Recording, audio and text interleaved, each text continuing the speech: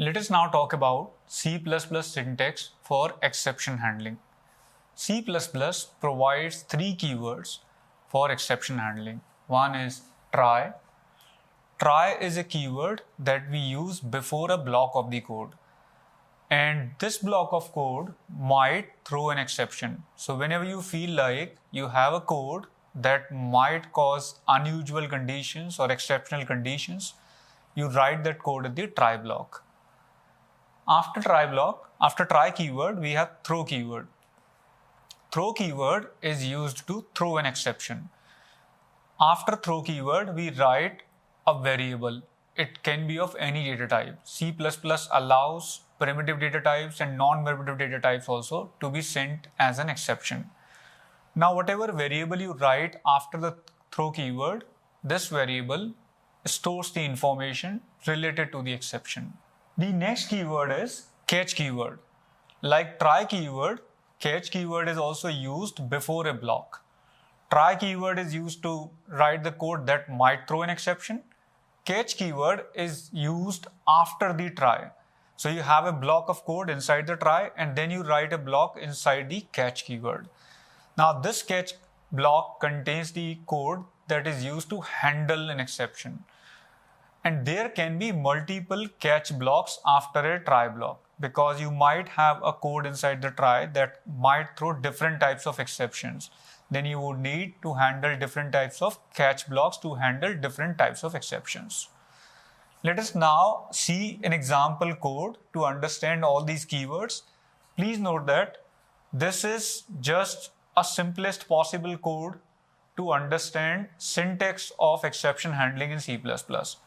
This might not sound like a great real-world example because we could just write if-else conditions and handle the problems. But the idea here is to just introduce syntax of C++ with a simple example. In this example code, we have two variables x and y. We read values of x and y from the console. So user tells us two numbers, x and y, and our program does x divided by y, right? Now, before doing the division operation here, we feel that division operation might cause unusual conditions. It might cause exceptional conditions. So what we do is we write this part of the code where we are showing the result as x by y. We are doing the division operation. We write this code in the try block. And inside the try block, we write if y is 0, if the divisor is 0, then we throw an exception. So we do not come to this line. In most of the compilers, when you run this code, and if you do x by 0, some number by 0, these compilers might crash your program. Although it's an undefined behavior, your compiler or your program might different ways on different machines, but in most of the situations, it crashes. So what we are doing here is, we are avoiding that crash by checking this condition. If y is 0, then throw an exception. And here, we are catching that exception. This data type corresponds to the type of object that you are throwing. We are throwing an integer 0, so we need to write int x here. So we catch this exception here, and then we say your divisor is 0, and we come out of the catch block and we return 0. Let's now see the sequence of execution with different examples. So if user say passes x equal to 10 and y equal to 2 on the console, then what will happen? You will not go inside this if block. You will print, your output will be, so this is your input, then your output is going to be, result is 10 by 2, 5, right? This is input 1. Now let's do next input. If user passes x equal to 10 and y equal to 0, what will happen here? You will come here. You will check y equal to 0, then you will execute this line, throw 0. So this line will not be executed. Your control will directly come to the catch block. Your program will search for a catch block once it sees a throw statement or when the control comes to a throw statement. So once it throws 0, control will come to this part, catch int x. And this part will execute the code which is written inside it. So you will get the output as divisor is 0. So this is the output for this input.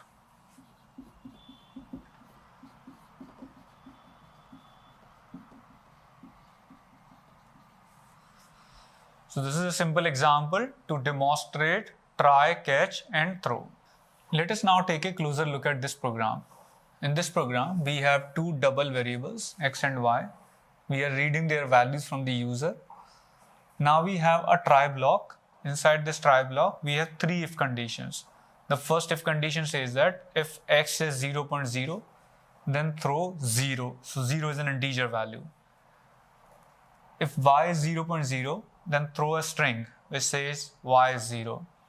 If x plus y is less than 0.0, then throw x plus y. What is the type of x plus y? It's double because x and y both are double. So we are throwing three different data types as exceptions according to three different conditions.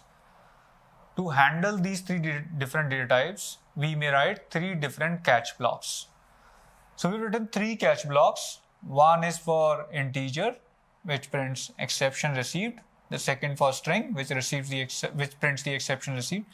Third catch block could be double also, but here I have used three dots. So when you write three dots, it is used catch all. You generally write at the end of all catch blocks. So if there is a data type which is thrown by a try block, and if there is no catch block matching with this data type, like in this example, there is no catch block that matches double data type, then this catch block is executed. This is to handle all the remaining data types which might be thrown by the try block. Let's now see different inputs and try to guess the output to make sure that we understood it better. For this input 0.0 and 1.0, what will happen? You will fall into this condition, if condition. You will throw an integer. You will come here and your output is going to be E1. So you are going to print 0. And after executing this catch block, you will come to Cout, which is buy. So you will print 0 and buy, right? Once you execute a catch block, other catch blocks are not executed. Only the matching data type catch block is executed. Let's now see this input, 1.0 and 0.0. So you will come to this if part because x is not 0, y is 0. And when you come to this part, you will throw a string. When you throw a string, you will come to this catch block. And this catch block says that print the string. And thrown string is y is 0. So you will get y is 0. Then you will get buy. That's the output for this input. Let's now see the third input, -1 and -2. So it's not 0, it's not 0. X plus y is less than 0. X plus y is -3. So you throw x plus y, which is a double data type. So your code is going to match this data type with int. It's not integer, it's not a string. Then there is no double. And it sees a catch-all block. When you write three dots, it handles all data types. So double is also handled by this catch-all block. So you will get the output as x plus y less than 0. So your output is going to be x plus y is less than 0. And you will then get buy as output. Now a quick question for you. If I write double here, E3, then what will be the output for all the three cases? Output for all the three cases is going to be same. Now we have explicitly specified that this catch block is for double.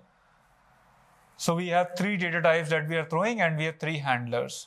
And if we throw an exception of a fourth data type, which is not handled by any of these exceptions, then this program is going to crash. So if I write a try block that throws, for example, a structure of my defined type, and there is no catch block for that particular object, then this program is going to crash.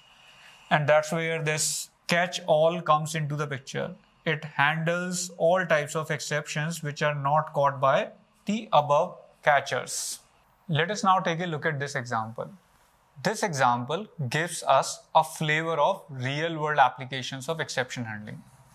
In this example, we have written a function average that takes an array as an argument. Number of elements in the array is next argument.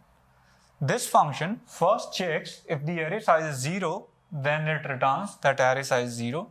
Otherwise, it does the sum of array elements and then does the sum division by n.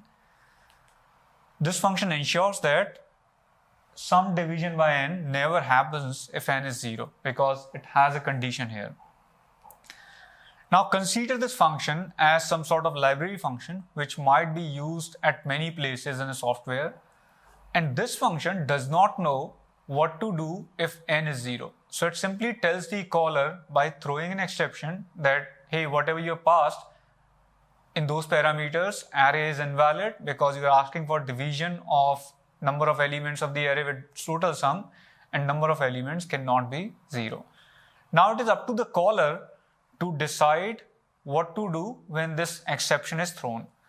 And this caller might be any function. See, in a big software, what might happen that there is a main function, then this is called some other function, this function is called some other function. So this function might be called deep down in the function call stack. And when we discuss stack unwinding, we'll see how stack unwinding happens. But let's see this example. In this example, we have written a general purpose function, and this function simply throws an exception, does not catch the exception, does not know how to handle the exception. Now in the main function, we are calling this average function. So when we call this average function, we know that this average function might throw an exception. So we put the call of this function in try block. And if this function throws a string exception here that is throwing in this line, then we are catching this exception and we are printing whatever this function has thrown. After we come out, we simply write a by statement just to see the working of or execution flow of this program. Now here n is intentionally written as 0, say some logical error or somebody provided wrong input. So what will happen in this program? You will call the average function, you will pass array as this and n as 0. So it will fall into this if condition. It will throw this exception, array size 0. Now when it throws this exception, the control will come to the caller, and caller has called this function inside a try block. So this catch block which accepts a string exception will be executed. And now you will see on the screen array size is 0. So output of this program is going to be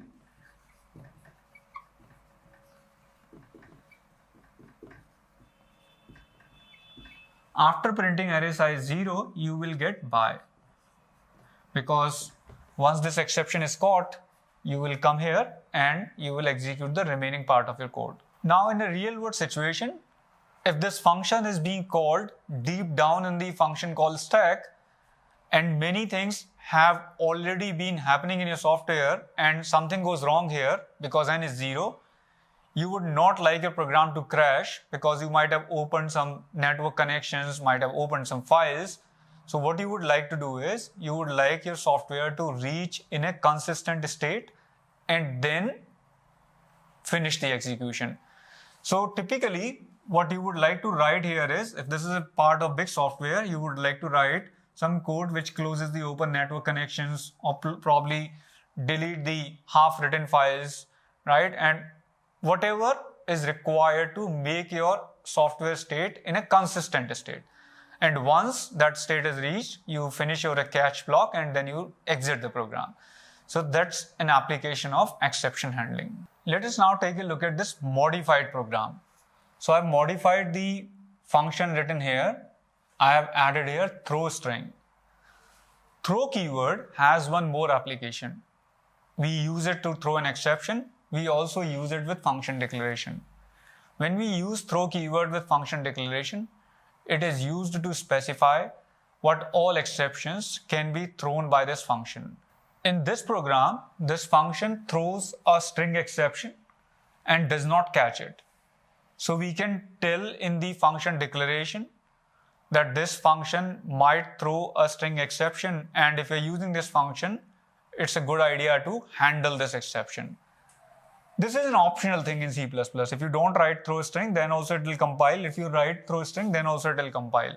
But it's a good practice to specify the exceptions that a function might throw in the function declaration, so that if somebody is going through the header file or reading the documentation of your function, if a function throws multiple data types as exceptions, like if a function throws string data type as an exception, integer as an exception, we can write all those multiple data types as comma separated values.